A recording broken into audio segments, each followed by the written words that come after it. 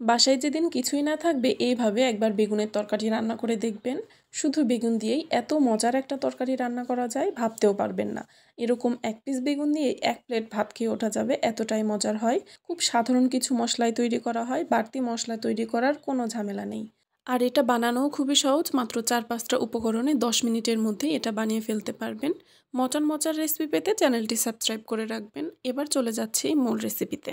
এখানে আমি ২টা বড় সাইজের বেগুন নিয়েছি। এবার বেগুনগুলো গোল গোল করে কেটে নিতে হবে। যেভাবে আমরা সাধারণত চাক ভাজি করে খাই সেইভাবেই আমি বেগুনগুলো কেটে নিব।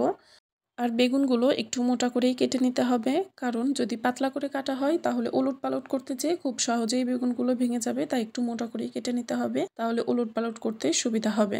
এভাবে আমি ২টা বেগুনই গোল গোল করে কেটে নিব। গোল গোল করে বেগুনগুলো কেটে নেওয়া হয়ে গেলে বেগুনের টুকরো নিয়ে বীজের দিকের অংশটা মানে মাঝ বরাবর এভাবে কেটে নিতে হবে। দেখতেই পাচ্ছেন কিভাবে কাটছি। একদম A4 O4 করে কেটে নিতে হবে না, শুধু সামনের দিকটা মাঝ বরাবর গভীর করে কেটে নিতে হবে। দুই পাশে যদি A4 O4 করে কেটে নেন তাহলে মাঝখানে সবকিছু খুলে পড়ে যাবে।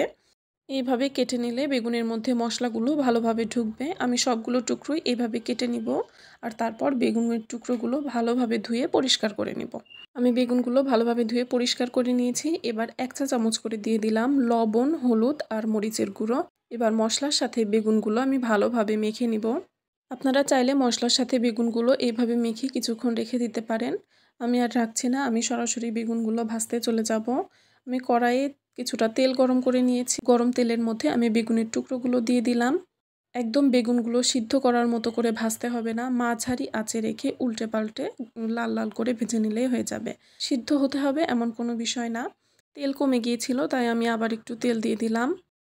এইভাবে দুই পাশই যখন রং চলে আসবে সেই পর্যায়ে আমি বেগুনগুলো একে একে উঠিয়ে নিব। আর এইভাবেই সবগুলো বেগুন আমি ভেজে নিব। সবগুলো বেগুন ভেজে নেওয়া হয়ে গেলে আমি একই কড়াইয়ে আরও ২ টেবিল চামচের মতো তেল দিয়ে দিলাম, আর দিয়ে দিলাম হাফ কাপ পেঁয়াজ কুচি। এবার পেঁয়াজগুলো আমি তেলের মধ্যে বাদামি রং করে ভেজে নিব।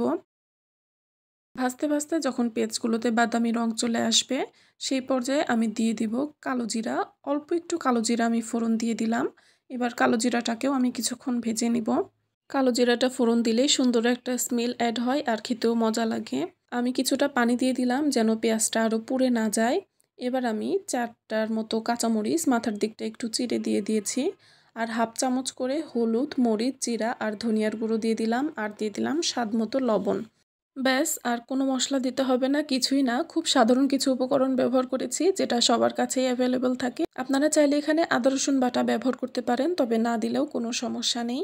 আমি মশলাগুলোকে তেলের মধ্যে একদম ভাজা ভাজা করে নিয়েছি। এবার আমি দিয়ে দিলাম ১ কাপ পানি। এবার ঢাকনা দিয়ে ঢেকে আমি পানি সহ মশলাগুলোকে একটা বলক তুলে নিব। বলক চলে আসলে আমি যে বেগুনগুলো ভেজে রেখেছিলাম এবার সেই বেগুনগুলো একে একে দিয়ে দিব। আমার কড়াইটি একটু ছোট হয়ে গিয়েছে, আপনারা ছড়ানো পাত্র নেবেন তাহলে নাড়াচাড়া করতে সুবিধা হবে। এবার মাঝারি থেকে কম আঁচে ঢাকনা দিয়ে ঢেকে ৫ মিনিট রেখে দিব। ৫ মিনিট পর ঢাকনা খুলে আলতো হাতে বেগুনগুলো এভাবে উল্টে দিতে হবে। এইভাবে উল্টে পাল্টে দিলে দুই পাশেই মশলাগুলো ভালোভাবে ঢুকবে। এবার আমি ১ চা চামচের মতো ভাজা জিরার গুঁড়ো ছড়িয়ে দিলাম। তারপর ঢাকনা দিয়ে ঢেকে লো আঁচে আরও ৫ মিনিট এটাকে রান্না করে নিব। আর নাড়াচাড়া করতে হবে না, শুধু কড়াই ধরে একটু পরপর এভাবে একটু ঝাঁকিয়ে নিলেই হয়ে যাবে। ৫ মিনিট পর দেখেন আমার রান্না পুরোপুরি তৈরি। পানিটা একদম শুকিয়ে গেছে আর একদম তেল ছেড়ে দিয়েছে। এই পর্যায়ে এটাকে আমি চুলা থেকে নামিয়ে নিব। দেখলেন তো কত সাধারণ একটা রান্না, কিন্তু খেতে অসাধারণ। সাদা ভাতের সাথে তো খাবেনই, চাইলে পোলাও, খিচুড়ি, রুটি, পরোটা যে কোনো কিছুর সাথেই সার্ভ করতে পারেন। রেসিপিটি কেমন লেগেছে কমেন্ট করে জানাবেন। ভিডিও ভালো লাগলে চ্যানেলটি সাবস্ক্রাইব করবেন। ডেসক্রিপশন বক্সে ফেসবুক পেজের লিংক দেওয়া আছে, চাইলে ফলো করতে পারেন। দেখা হবে নতুন কোনো রেসিপি নিয়ে। ভালো থাকবেন সবাই। আল্লাহ হাফেজ।